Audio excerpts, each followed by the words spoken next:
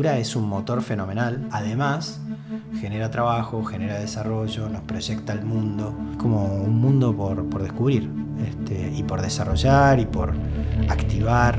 ¿Por qué está un poco esta creencia inculcada de que lo que tiene que ver con lo artístico / creativo no es como muy rentable económicamente? Cuando uno piensa situaciones de crisis personales, la cultura aparece enseguida. ¿Cuál es tu mirada sobre la inteligencia artificial en términos de lo creativo? Y hace un tiempo se dieron cuenta que sin creatividad todo lo demás no servía, ¿no? Estabas educando robots, moviliza mucho el orgullo local, lo cual tiene un efecto sanador en la población. Bueno, hola, ¿qué tal? Enrique, bienvenido a Cachetada. Muchas gracias por la invitación. Un placer. Recién justo antes de que llegaras estábamos en un pequeño break acá con los chicos y estábamos charlando un poco, obviamente en vísperas de que llegaras vos, del concepto de la cultura, ¿no? Y un poco surgió esta dicotomía o esta idea de que, bueno, ¿qué es la cultura? ¿No? Como que es algo que todos entendemos, pero al mismo tiempo siento que no tanto en profundidad, si hubiera que definirla, ¿no? Es como, bueno, tiene que ver con entretenimiento, tiene que ver con identidad, con el lenguaje de una sociedad, tiene que ver con un lugar físico, como que siento que es un concepto muy amplio y complejo que me gustaría como desgranar un poco con vos, que estás hace muchos años dedicándote a esto. Así que si querés empezar un poquito por ahí, que es para vos la cultura. La pregunta, que es para mí la cultura, te pisé, perdón, porque en realidad no hay una única definición. Vos tiraste un montón de claves que yo pensaba en esta mesa tan bonita, si uno las pone como una especie de rompecabezas, cada uno la va a combinar como le parezca más interesante. Y hay versiones más restringidas y versiones más amplias, porque en definitiva la cultura, en alguna definición, es todo lo que nos define, digamos, como sociedad, una serie de elementos tangibles o intangibles que hace que seamos quienes somos, ¿no? Pero además, si uno empieza a incorporar planos temporales, en realidad ahora hablamos de un presente, pero ese presente está cargado de historia, o sea, no hay ninguna forma de pensarnos en el presente sin saber de dónde venimos, con todo también los conflictos que tiene la memoria, porque justamente el paso del tiempo también la va deformando. O sea, nosotros hoy interpretamos el pasado de una determinada manera. A mí me parece interesante pensar a la cultura justamente como una especie de animal mutante, y no como algo externo, sino del cual somos parte, porque en definitiva es eso.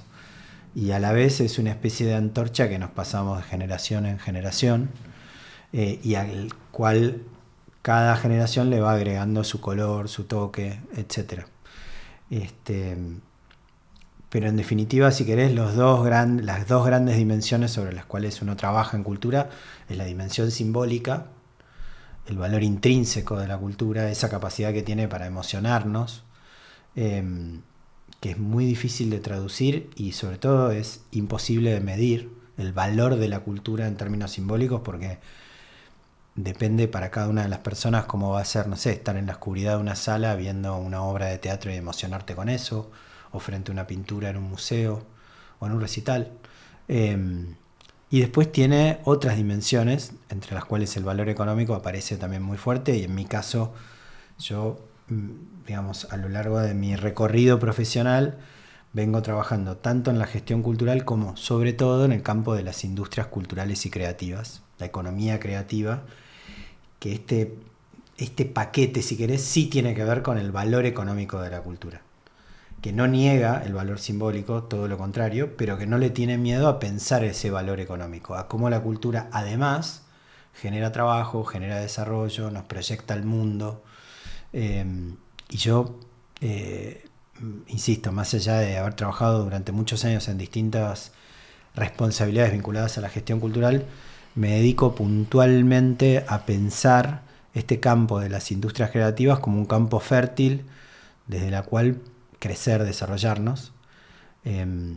Después de una vida entera en la función pública, hace casi 2 años que me fui al sector privado a emprender y armé una organización, es un laboratorio de innovación creativa que se llama Pulmón Creativo, que también hago un newsletter los sábados con ese mismo nombre. Y Pulmón Creativo viene de pensar a América Latina como el pulmón cultural y creativo del mundo. O sea, como nuestra región, con esa capacidad increíble que tiene de contar historias únicas a partir de su identidad, de su cultura, etc. Bueno, cómo con eso generamos desarrollo, damos trabajo y le mostramos al mundo lo mejor que tenemos.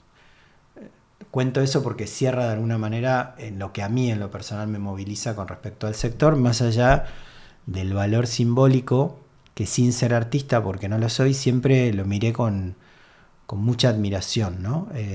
Cómo las personas que trabajan en el campo artístico pueden conectarse a un nivel que es absolutamente espiritual y traernos de ahí un material que después nos va a conmover, nos va a estimular, nos va a provocar, nos va a hacer enojar incluso, pero que seguramente no nos va a dejar tranquilos. Y eso a mí me parece mágico del campo cultural y creo que en definitiva es parte de lo que nos distingue como personas.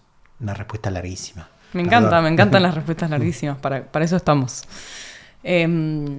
Pensaba en esto que decías como de lo simbólico, siento que eso es lo que quizás en la jerga más se entiende, ¿no? Como la cultura como algo simbólico, pero cuando hay que bajarlo quizás a algo tangible, ¿cómo sería ser representante? O sea, obviamente a mí se me viene lo más obvio, quizás que, no sé, el teatro, ¿no? O los museos, que es como ese primer abordaje que tenés cuando conoces un país, ¿viste? Como ese tipo de instituciones, si querés, redundantes de la cultura, pero creo que también está como en otros aspectos y lo llevo a esto que planteaste de, bueno, como motor de desarrollo económico también. ¿Cómo sería en ese caso?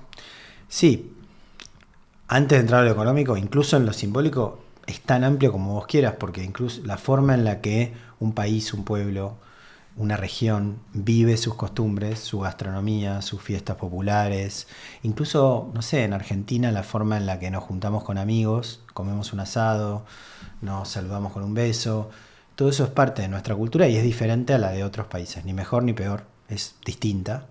Y yo tengo siempre una mirada curiosa respecto a la cultura, muy orgullosa de lo propio, pero al mismo tiempo curiosa, que creo que es un gran antídoto a la boludez del chauvinismo, ¿no? De decir mi país es mejor que el tuyo, que claramente esconde inseguridad. Digamos, si yo tengo que decir que soy mejor que vos, es porque tengo un poco de miedo a no ser mejor que vos. En cambio, la curiosidad lo que hace es que vos digas, che, ¿qué onda? ¿Qué comen ahí? O sea, ¿cómo es? ¿Cómo festejan? ¿Cómo son las reuniones familiares? ¿Qué deportes? ¿Qué pasa los fines de semana? ¿Van a un parque? O sea, todo eso es parte de la cultura y su valor simbólico. En términos económicos, la cultura es un motor fenomenal, que vos mencionaste alguna de esas cadenas de valor.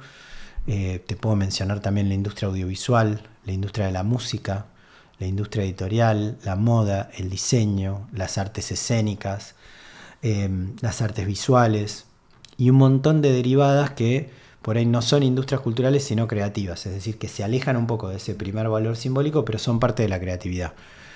La publicidad, los videojuegos, la arquitectura, este gran sector, en general además con una presencia fuerte en las ciudades, por eso también hay un concepto de ciudades creativas que podemos conversar, pero digo, es un sector que genera mucho desarrollo y además el tipo de trabajo que queremos tener. En una ciudad como Buenos Aires, a grosso modo, alrededor del 10% de la economía de esta ciudad está vinculada a las industrias culturales y creativas.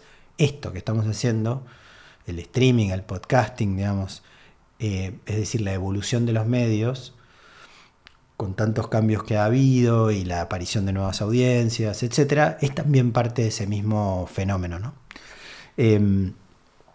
Y cuando vos lo ves en detalle te das cuenta que son, por ejemplo, la industria audiovisual. Uno ve una serie, ve una película y decís, che, qué talento que hay en cámara, pero en realidad esa es la punta de un iceberg donde detrás de cámara yo fui a visitar infinitos rodajes por mi trabajo y todo. Y cuando vas a un rodaje, al igual que este podcast, que parece que estamos vos y yo charlando con un micrófono delante, acá hay algunas personas del otro lado. Bueno, en un rodaje hay muchísimas personas de un enorme talento en roles técnicos súper específicos como, no sé, la fotografía, la iluminación, el guión, asistentes de dirección de cada uno de esos diferentes roles, el casting. Y eso moviliza, es una gran bola económica que en forma directa, las personas que mencioné, o incluso indirecta, la gastronomía, el turismo, impactan en la economía. Entonces, vos querés tener mucha industria creativa en gran medida por esto, porque genera empleo de alto valor agregado y porque es el tipo de empleo que querés hoy en tus ciudades. El viejo empleo más industrial tiende a irse de las ciudades porque contamina, porque genera no solo contaminación en el aire, sino contaminación sonora por la propia presión que tiene el mercado. Entonces, lo que necesitas es un empleo acorde al siglo XXI, y las industrias creativas lo que hacen es que efectivamente se pueda generar empleo de alto valor agregado vinculado a ese tema. La gastronomía le incluye de adentro, el turismo creativo, la decisión de viajar ya sea porque el país me inspira en términos culturales o porque me voy a ir a un recital un fin de semana a tal lugar y me quedo 3-4 días disfrutando. Y hay 1000 aristas alrededor de este tema. Por eso, cuando empecé a escribir este newsletter, que lo hago una vez por semana, fue todo un desafío. Al principio yo decía, bueno, me impuse la carga, como vos, la de tener una entrevista por semana. Yo hago un newsletter bastante largo una vez por semana. Y me siento una vez por semana frente a la página en blanco a pensar cómo se vinculan las industrias creativas a alguna temática determinada. Y es infinito. O sea, lo que parece difícil termina siendo más fácil, porque en realidad con las industrias creativas vos pensás el turismo creativo, pensás, por ejemplo, no sé, por pensar alguno de los últimos newsletters, hablo de Corea como un país al que vale la pena estudiar porque su proyección internacional está basada en las industrias creativas, desde el K-pop a el cine y las series, pasando por la gastronomía. Hablo de el fenómeno, no sé, de Bad Bunny moviendo el PBI de Puerto Rico con la residencia de su último disco, que estuvo instalado en la isla un montón de tiempo y cambió la forma de hacer música en vivo. Pero también puedo hablar de temas, no sé, como tan distintos como el turismo literario, por ejemplo, o el valor del patrimonio y los archivos. Y son todas aristas al final de un mismo fenómeno, que es cómo creamos valor, valor real, tangible, incluso económico, a partir de la cultura y las industrias creativas. ¿Por qué está un poco esta creencia inculcada de que lo que tiene que ver con lo artístico / creativo no es como muy rentable económicamente? Y porque no lo es, porque es muy difícil hacerlo, porque por ahí nos confunde un poco, porque los casos que vemos obviamente son los casos que les fue bien y lograron trascender, pero es un camino muy duro, el de cualquier artista, en cualquier rubro. Es un camino difícil, es más difícil aún en países como los nuestros, que tienen una infraestructura deficiente en términos de acompañamiento y de apoyo al sector, tanto del sector público como privado. Entonces, y a la vez es difícil porque por ahí, no sé en todas las profesiones, pero en general quien se dedica al arte medio que no puede elegir, porque es una pulsión interna muy potente. Entonces, en general lo que vos tenés es un artista que por ahí de día hace otro trabajo para vivir y después se dedica a lo que le gusta. El camino ideal, por supuesto, es ir pudiendo vivir de lo que haces, pero bueno, cuando vos vas la mayoría de las personas que se dedican a la música dan clases de música, no viven de su música en forma directa. Y lo mismo en el caso del teatro o de la pintura y de tantas otras disciplinas. Después vemos casos exitosos de gente que llena estadios o llena salas de teatro, pero realmente es un camino muy complejo, y a la vez también hay algo en la formación del propio sector, que es que la gestión no tiene un rol muy relevante, y ese es un problema. Porque uno puede tener una pulsión artística muy potente, pero no necesariamente saber cómo convertir eso en un proyecto que sea rentable. Ahí creo que hay un déficit, y el camino puede ser doble, ¿no? Que la propia persona aprenda herramientas de gestión y diga, bueno, yo con esto además voy a generar esto, alguien lo va a comprar de alguna manera, o eventualmente me junto con otra persona que es gestor o gestora cultural, que son personas que sin ser artistas les gusta el tema y trabajan para que ese proyecto llegue a buen puerto, ¿no? Tienen distintos nombres, managers, productores, y en algunos sectores están más institucionalizados que en otros porque son industrias más grandes, pero la verdad que todo el mundo necesita ayuda y es muy difícil hacerlo solo. Por eso también es muy importante pensarlo como un proyecto colectivo, más allá de que no tenga una carrera individual, saber que va a ser un camino muy duro y que sí, es mucho mejor caminar con otras personas para por lo menos cuando te cansás que alguien venga y te levante. Después hay un montón de proyectos exitosos, pero realmente es muy difícil y tampoco hay, por lo menos en este país, una formación que te dé ambas cosas, ¿no? En general acá hay carreras artísticas en todas las disciplinas súper prestigiosas, potentes, pero el tema de la gestión lo dejan un poco de costado y yo creo que eso es un problema. Sí, bueno, yo de hecho estudié diseño en FADU, me recibí y es verdad, la pata de gestión no está y la creativa es alucinante, pero falta como esa cosa de volverlo tangible, muchos años, sostenible en el tiempo, ¿no? Porque soy una persona mayor, hace muchos años me tocó estar al frente del CMD, el Centro Metropolitano de Diseño, en una época muy fértil del CMD, 2008, realmente muchos años. Y en esa época teníamos el curso más exitoso del CMD, se llamaba Diseño y Negocios. Y la enorme mayoría de alumnos y alumnas eran egresados de la FADU, que venían con una carrera artísticamente súper sólida, pero no habían hecho un solo plan de negocios. Era increíble, era como, pero escúchame, vos vas a tener que vivir de esto. Y no todo el mundo, digamos, tiene capacidad para o armar su emprendimiento o eventualmente, incluso que te contraten en un estudio.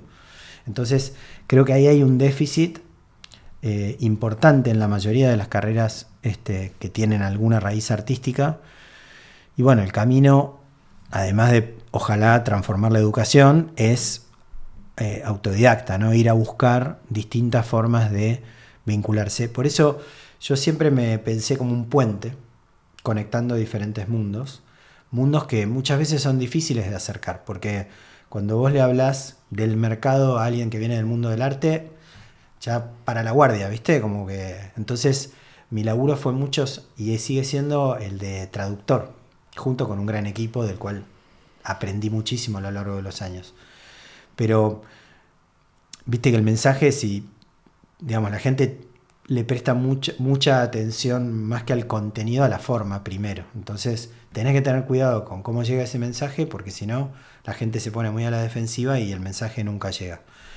Bueno, en diferentes épocas hicimos distintas instancias donde, no sé, mezclar el mundo del emprendedorismo con el mundo del arte. Yo estoy convencido que en nuestras industrias creativas hay potencialmente muchos unicornios.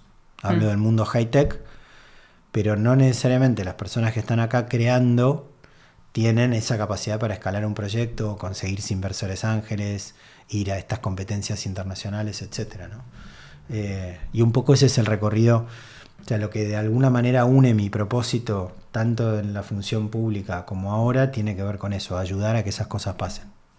¿Y con qué crees que tiene que ver que sea tan duro el camino, ¿no? Como decís vos, lo pienso yo, digo, bueno, capaz con una percepción desde un aspecto más filosófico de lo que es la productividad, ¿no? Y no darle valor quizás a lo creativo, o con, no sé, un hecho puntual de que, no sé, no hay tanta demanda en el mercado de esas cuestiones al ser quizás un país latinoamericano que tiene más necesidad de otras cosas y no tanto de lo artístico, no sé, estoy como capaz divagando.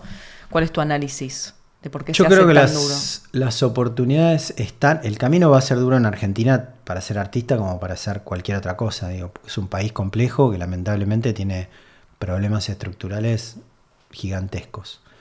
Es como una charla para pocos la que podemos tener acá, porque es un país que no todo el mundo tiene la posibilidad justamente de tener esta conversación tranquila como tenemos. Pero creo que, si querés para dar la vuelta y ponerlo en términos positivos, hace poco escribía, yo lo uso de referencia, perdón, pero uno de los newsletters se llama El futuro está hecho a mano. Y está inspirado en una charla que tuve con una diseñadora peruana, Cristi Arias, que trabaja revalorizando textiles y tradiciones de la cultura peruana. Y eso nos llevó en la conversación a mirar un montón de ejemplos, ¿no? Lo conecto con otra charla que tuve con un diseñador increíble que se llama Cristian Mohamed, un diseñador industrial catamarqueño que hoy trabaja en colaboraciones con Louis Vuitton y grandes casas así, Loro Piana, etc. Y si querés, el punto en común es que en lugar de irse a justamente la producción en masa, eligieron un camino de lo artesanal, pero con una como dedicación muy obsesiva al craftsmanship, a la calidad del producto y a la identidad también de ese producto. Y en el caso de Cristi, que trabaja con artesanas de comunidades indígenas, también un respeto no solo al hacer, sino a la autoría. Ella las trae y las menciona y son parte de la obra. ¿Y por qué digo esto? Porque un producto como este obviamente va a llevar mucho más tiempo, pero también va a tener un valor mucho más alto, donde tenemos la oportunidad de competir no por cantidad, sino por calidad y por precio. Por supuesto, eso implica que hay alguien, un consumidor, que tiene en la cabeza que esto obviamente va a valer más que esto, ¿no?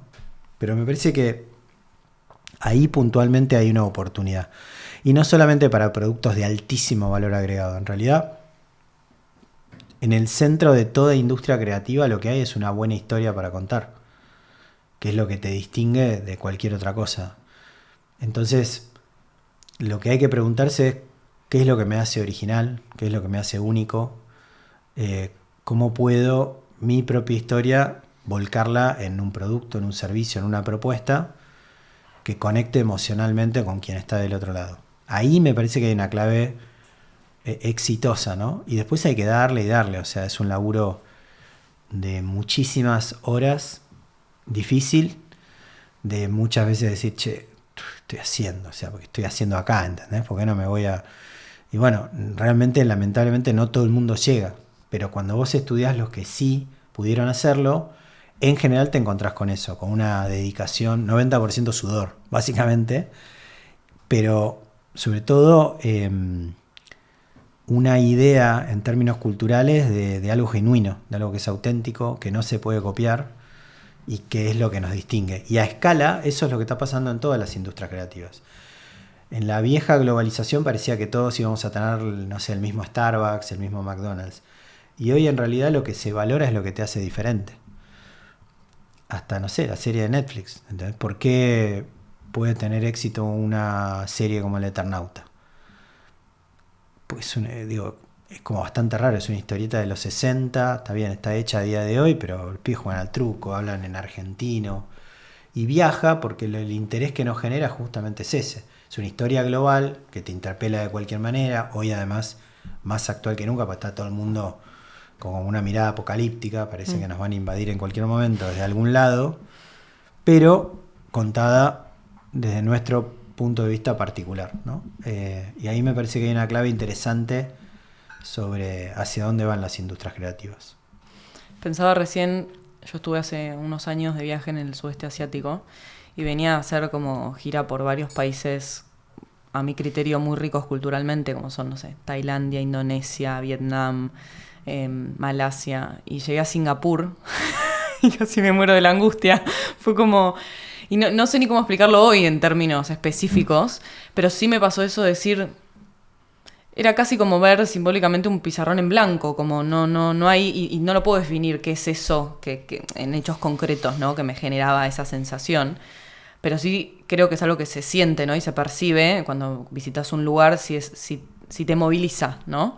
Y que eso claramente tiene que ver con lo cultural. Y siento que Argentina, y Buenos Aires también sobre todo, genera eso, ¿no? Como esa sensación, esa cosa de que estás como conectando con el corazón de esa cultura con solo habitarla. ¿Cuáles crees que son esas cosas que generan eso, si lo tuvieras que como describir? Sí, es difícil como porque uno siempre corre el riesgo, viste, de cristalizar algo, pero siento que subrayo algunas palabras que mencionaba antes, ¿no? Eso que te hace único, lo que es auténtico, lo que es diferente a los demás. En el caso, yo estuve hace mucho tiempo también en el sudeste asiático y como uno ve esa tensión entre la tradición y la modernidad, ¿no? Corea, en el norte de Asia, es un caso interesante donde también estuve varias veces porque es como la hipermodernidad, pero al mismo tiempo ellos hace ya mucho se dieron cuenta que en su propia cultura había un valor. Hay un museo, por ejemplo, de la caligrafía coreana que es increíble. Es como que viven esa tensión. Argentina, como todo, no lo entenderías, ¿no? Como dice el meme, Argentina no lo entenderías. Nosotros como que no tenemos esa mirada de una planificación en torno a nuestra cultura. Es como medio por accidente. También con el desparpajo, un país muy joven, porque es un país, como país quiero decir, reciente, que es fruto además de unas tradiciones de inmigración, tanto la inmigración de fines del siglo XIX, principios del XX, la inmigración de los países limítrofes, por supuesto los pueblos originarios en la versión que estaban dentro de lo que hoy es el territorio de nuestro país. Pero esa mezcla es una mezcla reciente y siento que al ser reciente se permite justamente algo diferente, ¿no? Como, no sé, el ejemplo típico, la milanesa napolitana, que no existe en Italia porque es un plato que inventamos acá con una mezcla de cosas raras que fueron apareciendo, que es muy tierno. El hecho también de que cada uno que vino se trajo algo de sí mismo, pero después, obviamente, en el llegar a afincarse, en la tranza con otros, ¿viste? Se fue mezclando. El tango es un género que no hubiera podido existir en otro país, porque es un género migrante que tiene un poquito de Cuba, tiene un poco de España, tiene un poco de África, o sea, es como una mezcla realmente única. Entonces, no sé qué es. Lo que sí sé es que está. Este país definitivamente lo tiene. Hay una publicidad bastante reciente. Está bien, son unos genios, ¿no? Porque te tocan creo que es la América, la agencia que la hizo. Yo hice el año pasado un curso muy divertido de management en creatividad publicitaria. Y vinieron la gente de Quilmes, que esta publicidad es de Quilmes, y contaban los creativos que cuando te cae la publicidad de Quilmes es como uno de esos grandes desafíos, ¿no? La última me parece particularmente interesante más allá del producto en sí mismo, ¿no? Pero porque la discusión es que es lo que cuenta de manera gráfica, sin mencionarlo, es que es ser argentino y aparecen un montón de íconos. Pasan, no sé, San Martín, ¿viste? Un pedazo de asado, como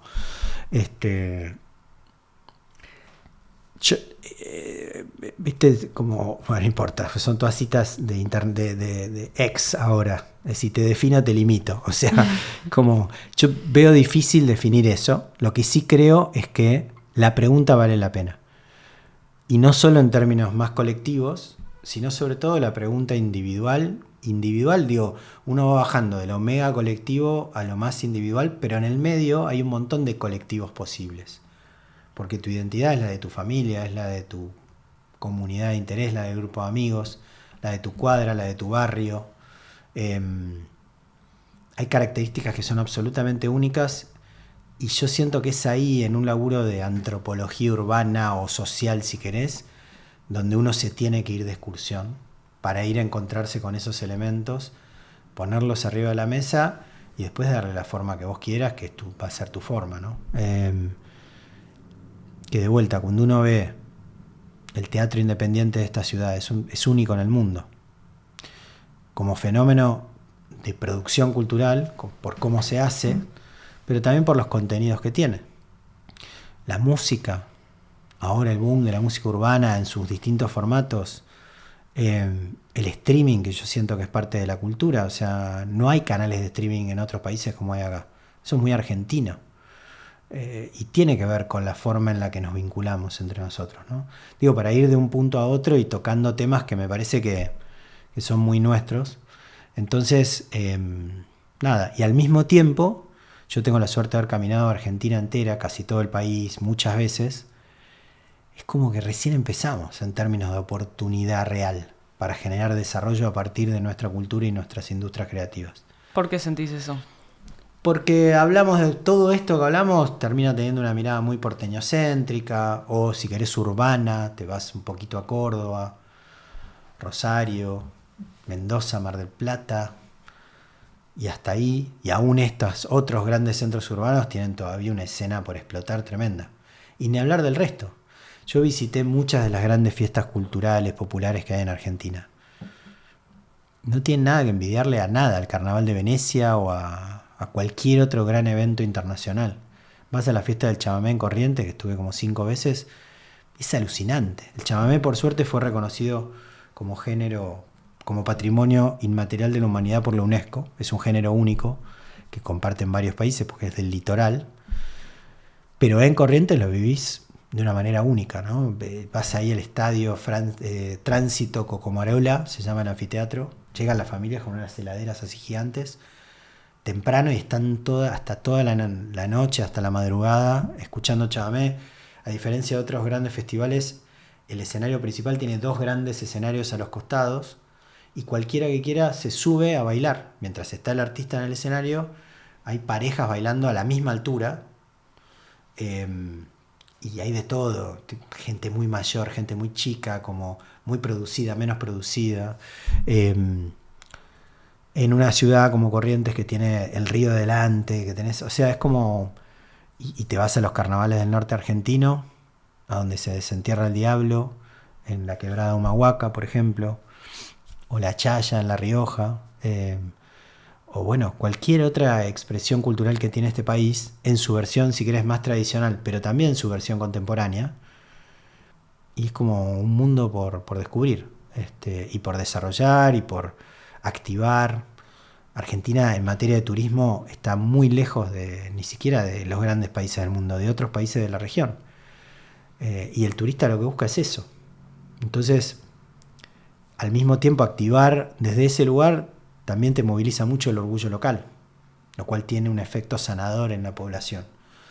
Entonces son todas herramientas que me parecen súper interesantes para pensar cadenas de valor y estructuras de desarrollo alrededor de estos sectores. Pensaba recién con eso que mencionabas. Hace poco estoy con la de los viajes, pero me es como fácil para comparar. Hice un viaje por Tucumán, que fuimos a caballo como por las sierras, digamos. La jungla, te diría casi, porque era todo muy, muy salvaje, muy rústico. Las yungas. 3 días durmiendo ahí en el medio de la nada, qué sé yo, muy rústico, sin señal de celular, nada, y durmiendo como en ranchos que había en el camino. Y la verdad es que lo más lindo, que los que fuimos al viaje coincidimos, que es como esta cosa de que se notaba que era algo que no estaba toqueteado por el turismo, ¿no? Entonces pienso, ¿cuál es esa línea muy fina, calculo, entre potenciar estas cuestiones sin que se vuelvan algo que terminan de alguna forma de perder el valor, ¿no? Por tanto desarrollo que se genera alrededor de eso, quizás, desde un aspecto turístico? Mira, yo soy uno de los proyectos en los que estoy involucrado, es un proyecto, una empresa que se llama Pirca, donde junto con otros socios y socias lo que hacemos es impulsar justamente el turismo con propósito. Lo que queremos es promover un turismo donde lo que la gente haga es una conexión muy fuerte con la naturaleza y la cultura del lugar, desde un lugar de respeto y a una escala chica, si no es muy difícil administrarlo. Tenemos un primer proyecto en San Juan, en Barrial, que es un lugar increíble al pie de los Andes. Se llama Posada Paso de los Patos. Conozco, estuve ahí, bueno, de hecho. Muy lindo. Y en realidad es el primer punto de una serie de proyectos similares que queremos tener en distintos lugares del país. Lo menciono porque justamente lo que nos moviliza es eso, pero creo que esa es una conversación importante para tener. Estamos re lejos de eso. O sea, Argentina está a años luz de tener un problema de sobreexplotación turística. Todo lo contrario. Con mucha responsabilidad tenemos que convencer a todo el país de que el turismo puede ser un gran motor de desarrollo. Tenemos que ampliar la cantidad de gente que viaja, tenemos que educarnos en cómo viajar bien y viajar mejor. Está todo por hacerse. Las conexiones aéreas en Argentina son un desastre en términos de la oferta que hay. Yo estuve hace poco en Colombia dando unas conferencias, me paraba en el aeropuerto de Bogotá y salían vuelos mirá que conozco Colombia, es un país que voy bastante seguido. Salían vuelos a los lugares más increíbles de nombres de realismo mágico que tiene Colombia, porque es un país súper conectado. Y lo mismo pasa en otros países de la región, no estoy hablando de las grandes potencias económicas. Entonces, yo creo que hay y aparte en provincias donde necesitas urgentemente el desarrollo. Y por ahí la alternativa termina siendo una explotación de recursos naturales, con la cual no estoy en contra, porque hay un montón de países que lo hacen bien, no sé, Canadá, Australia, pero en cualquier caso me gustaría que haya alternativas también a el desarrollo de estos grandes conglomerados vinculados, no sé, a la minería o a la energía. De vuelta, no es que estoy en contra, en la medida que se haga responsablemente, que en Argentina lamentablemente cuesta. Pero veo al turismo como una alternativa para el desarrollo de nuestro país enorme, y creo que definitivamente hay que hacerlo de manera responsable. Va a haber siempre lugares donde poder ir y desconectarse, y hay que cuidarlos. Pero la infraestructura que tiene Argentina para el turismo realmente deja mucho que desear, y hay una enorme oportunidad de crecimiento alrededor de eso. Y justamente abriendo nuestra cultura, que la cultura incluye la forma en la que vivimos, la que dormimos, la que nos pueden abrir las puertas de nuestra casa. En España justamente di una conferencia en Chile sobre turismo creativo, y me estuve formando sobre el tema, escribí un newsletter. El newsletter me sirve de disparador para pensar después la charla, y encontré tanto en España como en Italia una red de albergues que son casas muy antiguas con riesgo de demolición, etcétera, por la falta de mantenimiento, que a través de esta red se reconvierten en albergues para turistas, no solo de una escala más pequeña, sino que además sin demasiadas pretensiones. O sea, es un lugar bonito donde dormir, pero no es que vas a estar en un turismo de 7 estrellas. Y me parece que hay público y demanda para todo, como para pensar en que se pueda generar esa oferta involucrando a la comunidad y sin que esa oferta altere a la propia comunidad, o al menos tratando de administrar esa relación. Sí, esa línea fina que mencionaba antes. También pensaba como en relación Quiero decir, porque la pobreza, si no, termina siendo pintoresquismo, ¿entendés? O sea, es como la gente que vive en situaciones de precariedad no quiere vivir así. Por más que a nosotros nos parezca, digamos, a la distancia que puede ser interesante, hay también una oportunidad de generar desarrollo a través de estas herramientas. Entonces siento que ahí es donde podemos hacer una diferencia pensándolo, pero como bien decías vos, de una manera responsable. Bueno, de hecho en este viaje que te comentaba en Tucumán dormíamos en casas de locales que nos recibían, obviamente a través de un intercambio, pero era algo súper accesible que a ellos les servía. A nosotros nos gustaba la experiencia y eras como parte también de lo local y nativo de ahí del lugar, y eso es lo rico, creo, ¿no? Y la palabra para mí clave que mencionaste es la de intercambio, porque hay un ida y vuelta ahí que está buenísimo. Sí, bueno, y volviendo a lo antes que te iba a decir, que siento que también hay algo que falla ahí, por lo menos en mi análisis, que tiene que ver como con la educación y el conocimiento en cuanto a que, no sé, pienso, hay un fin de semana largo y creo que la gente que tiene la posibilidad de viajar termina cayendo, generalizando obviamente, en o las cataratas o Salta o Jujuy o Bariloche, ¿viste? Como que eso, como que no está como el panorama realmente abierto en cuanto a conocimiento de cuáles son las opciones, ¿no? Como el repertorio de opciones, y creo que también tiene que ver en algún punto con la educación que tenemos en cuanto a apreciar estas cuestiones. Por eso yo te decía al principio, ¿no? Tiene que ver solamente con una cuestión de rentabilidad, o también con algo que es más como nuestra percepción sobre las cosas y sobre la importancia que le damos, ¿no? ¿Cuál es tu mirada sobre la educación en cuanto a la creatividad? Que la llevo quizás a lo que es más como el nivel primario, secundario y hasta quizás terciario también, pero por lo menos a mí en el colegio, yo fui a un colegio tradicional, privado, como común, digamos, con ningún tipo de orientación específica. Tenía una materia que se llamaba arte, era una vez por semana, ¿no? Digo, entonces, y encima era medio como la que, bueno, como que esa era un poco la perspectiva, como es la que no importa, es la que podés no hacer nada. A mí me encantaba porque justo a mí me gusta eso, entonces era de mis materias favoritas. Pero tampoco no había un acompañamiento de parte de la educación de tipo, che, esto es importante porque es lo que te va a abrir a vos la posibilidad de crear lo que sea que quieras hacer, ¿no? Como dónde está, cuál es tu mirada sobre eso en cuanto a la educación y cómo lo proyectarías si hubiera que mejorarlo, ¿no? Está buenísima la pregunta, porque justamente hay como una obsesión, y obviamente es importante que exista, alrededor de la ciencia y la tecnología. STEM en inglés, Science, Technology, Engineering, Maths and Mathematics, digamos, ¿no? STEM. Y hace un tiempo se dieron cuenta que sin creatividad todo lo demás no servía, ¿no? Estabas educando robots, apareció STEAM, Science, Technology, Engineering, Arts and Mathematics, pero en esa tensión, justo antes de venir, ¿con quién estaba charlando de esto? Bueno, ya me voy a acordar, pero me decía, más temprano, una persona me decía, a mi hija en la escuela le sacaron una hora de arte en primer grado para meterle una hora de programación, ¿no? Esa tensión. Y la verdad es que, primero que ya quedó viejo, porque programar lo hace la inteligencia artificial. Y justamente lo que no hace la inteligencia artificial es darte una mirada creativa. O sea, puede darte infinitas opciones, pero esa chispa creadora va a seguir siendo tuya, ¿no?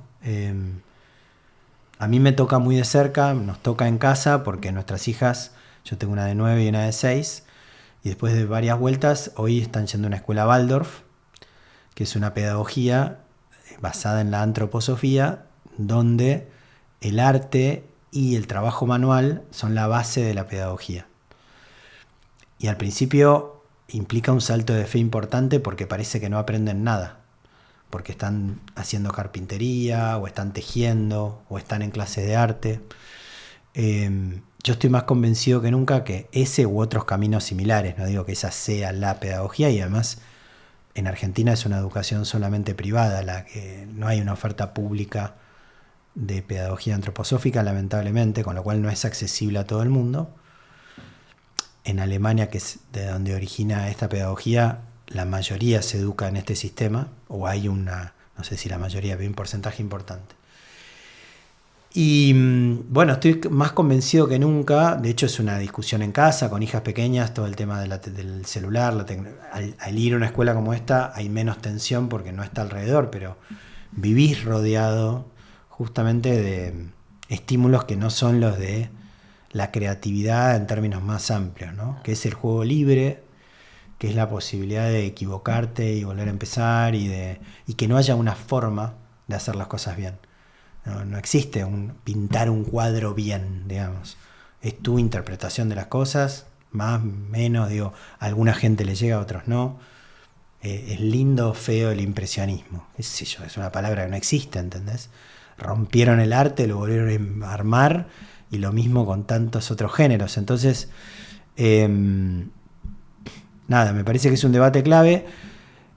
Y se toca muy superficialmente, ¿no? Porque el problema también es que a la educación le pedimos todo. Yo lo hablaba también con colegas que están en la planificación educativa. Y nada, tenés una cantidad de horas, le querés meter todo eso adentro. También hay algo de la educación en nuestro formato actual, que es que las familias tiran al pibe o a la piba en la escuela y es como, bueno, edúcamelo. Y eso también es un poco contraintuitivo, porque en realidad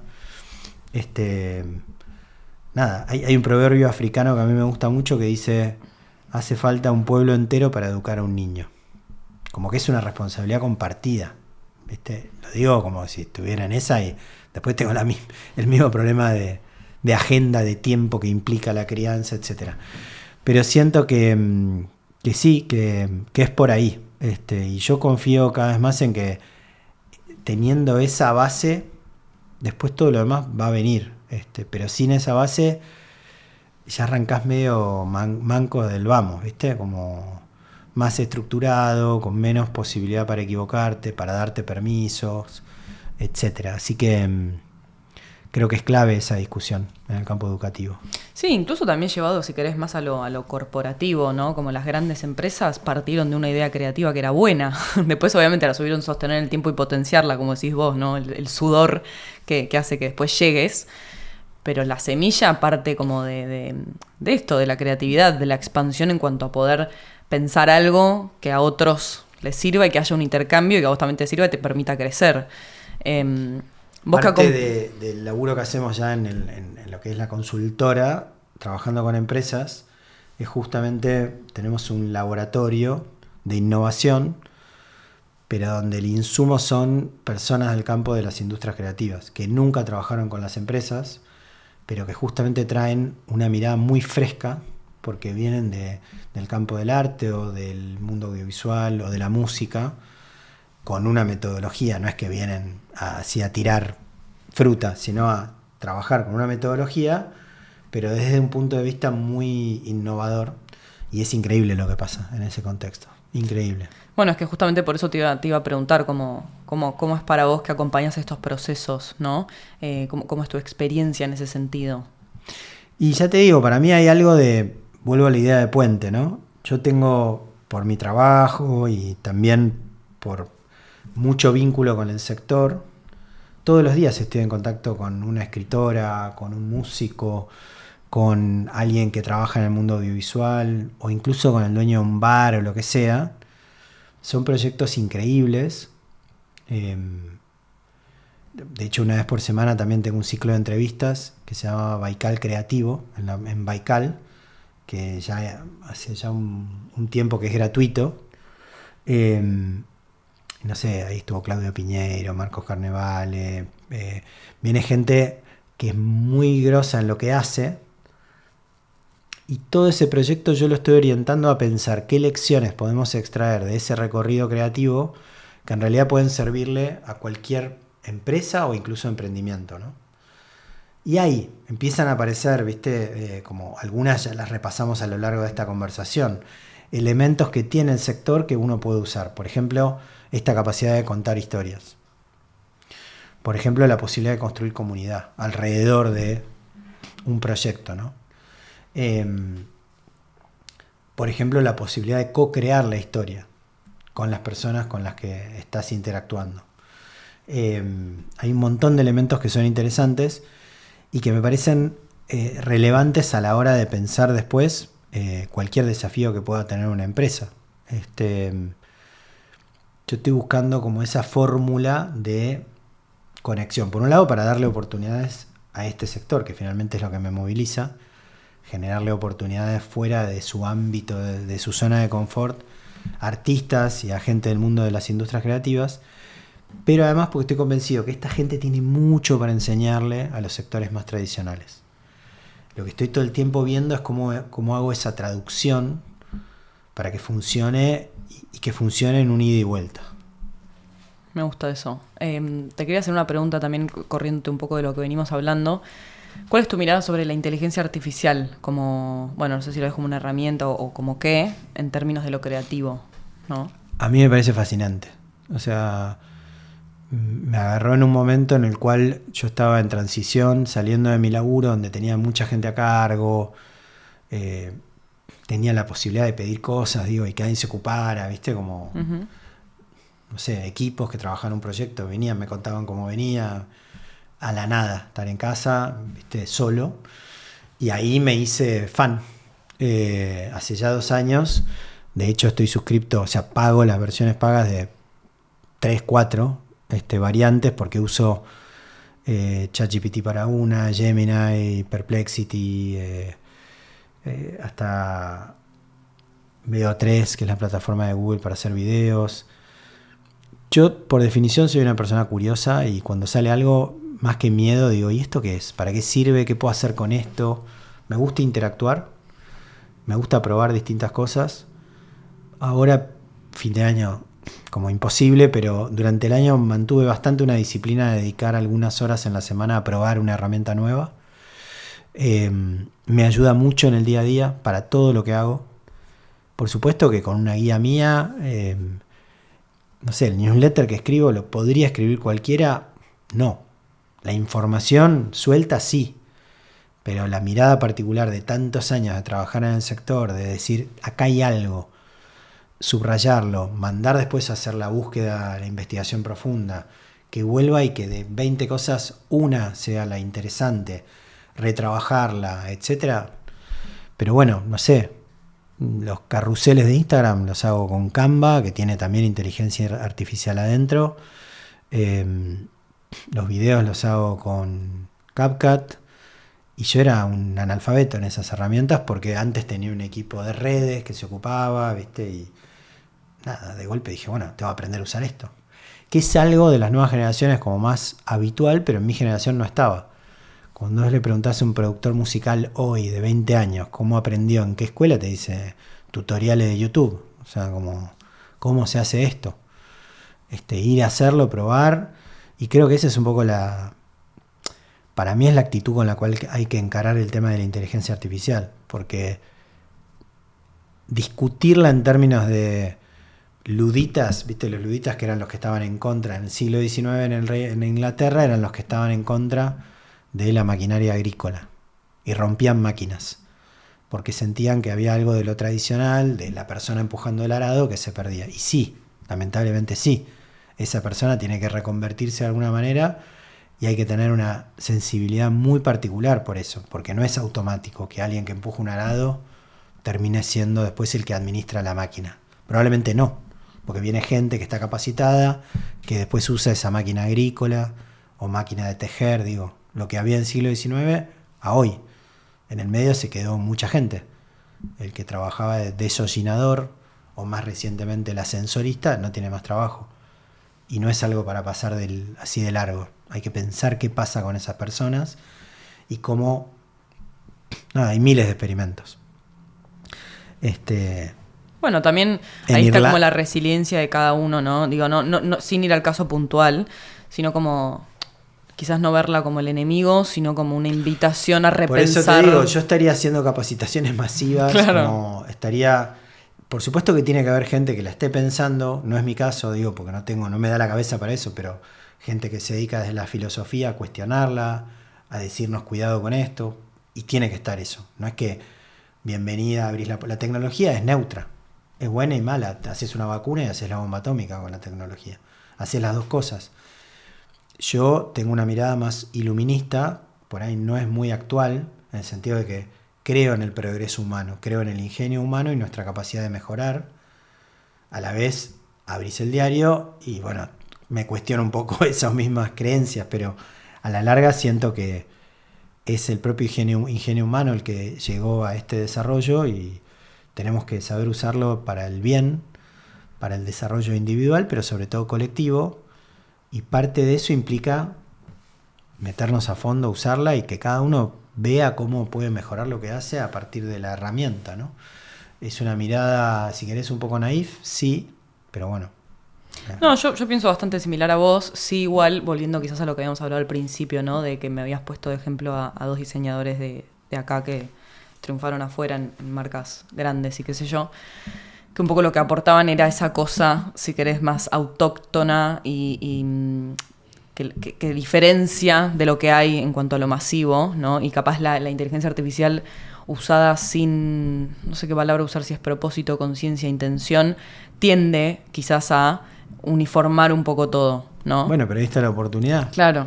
Porque obviamente nosotros vamos a tener, probablemente sea la última temporada de charlas en vivo, porque la próxima... Después vamos a hacer un avatar. Y sí, con HeyGen, podés hacer tu propio avatar. Igual viste que no es lo mismo. Exactamente, la conversación va a ser más dura, poco natural, vista de lejos, por ahí pasa, y hay cada vez más contenidos sintéticos en las redes, cosas que está todo...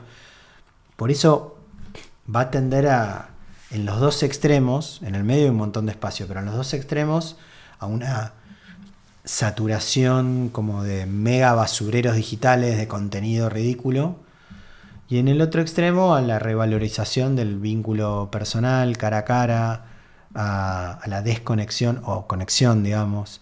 Sí, a la humanización. Porque lo estamos viviendo personalmente, ¿viste? Como que el otro día me crucé con afuera, pero era una persona que tiene uno de estos teléfonos dumb phones, teléfonos tontos, que son teléfonos que solamente tienen para llamar y SMS. Te sacás de encima la ansiedad de las redes, fundamentalmente, y la inmediatez de WhatsApp que te reclama, ¿viste? Como la atención constante. Algo de eso hay. No tenemos la fuerza de voluntad, por más que querramos. Hay gente que sí, es como un ejercicio, te exige mucho decir, no sé, saco el teléfono del cuarto. Todos los que estudian hábitos te dicen eso. Tenés que ir por el hábito chiquitito. Y me parece que la inteligencia artificial es una herramienta como cualquier otra. Si te enamorás de la inteligencia artificial, tipo Her, la película... Bueno, tampoco la pavada, ¿no? Pavadas no. Hay casos, pero es como... No es un sustituto, ¿entendés? Pero es súper útil, definitivamente. Yo me encuentro hablando muchas veces con la inteligencia artificial, peloteando ideas. Yo hablo más con ChatGPT que con cualquier ser humano.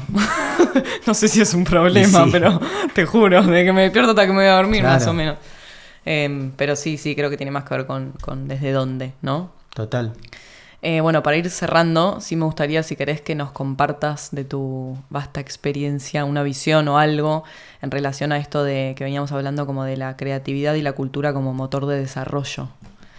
Te dejo ahí abierto para que... Sí, la primera que me parece una clave interesante en esta idea del puente es que cualquier persona tiene la posibilidad de explorar su artista interior. Esto, digo, yo vengo de en mi caso, una formación más racional, tengo una mirada reproductiva del tiempo que es insoportable, como que me cuesta mucho el ocio filosófico, relajarme simplemente, y no por un afán de lucro, que no lo tengo, pero sí hay algo como de, no sé, responsabilidad de, bueno, tengo que estar haciendo algo, ¿viste?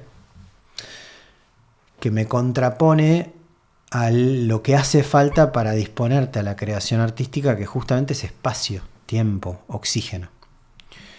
En mi caso me hizo mucho bien hace muchos años leer un libro que se llama El Camino del Artista, Sí, lo conozco. de Julia Cameron, porque justamente es esa invitación a explorar el artista interior que llevamos dentro, con distintos ejercicios. Está buenísimo, es muy amoroso el libro y me hizo mucho bien. Entonces, creo que hay algo de eso. De hecho, cuando uno piensa situaciones de crisis personales, la cultura aparece enseguida. Te separás, te anotas en un taller de guitarra o de escritura, Sí. porque te vas justamente a la emoción primitiva, ¿no? Y creo que lo conecto con el tema de la inteligencia artificial y tantas otras cosas que hablamos hoy, porque en definitiva son habilidades menos obvias que para mí van a ser las que hagan la diferencia en el desarrollo incluso profesional que nos toca en los próximos años, ¿no? Y respecto a las oportunidades que trae la economía creativa, para mí son inmensas en toda la región, Argentina ni hablar.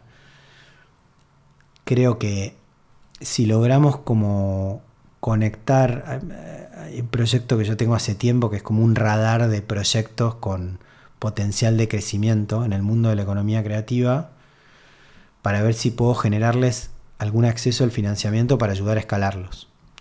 Porque son proyectos increíbles que vos los ves afuera y digo, proyectos que no están tan buenos y tienen un impacto fenomenal a nivel internacional, ¿no? Entonces, acá lo que falta por ahí es justamente el acceso al financiamiento, las oportunidades, un montón de cosas que son difíciles de conseguir. Entonces, parte de lo que yo pienso es, bueno, ¿cuáles son las herramientas? ¿Qué haría falta para que esto pueda despegar?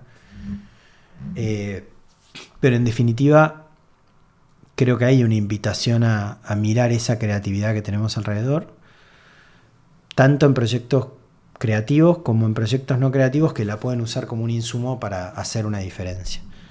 Ahí es donde a mí me conecta con el propósito de toda mi vida, ahora desde otro lado, pero es lo mismo. Y de alguna manera, yo siempre digo que en esta etapa soy como consultor, pero también soy divulgador, porque doy charlas, porque escribo el newsletter, Y en ese rol de divulgador lo que me interesa, y te agradezco por eso la invitación a estar acá, es que pase el mensaje.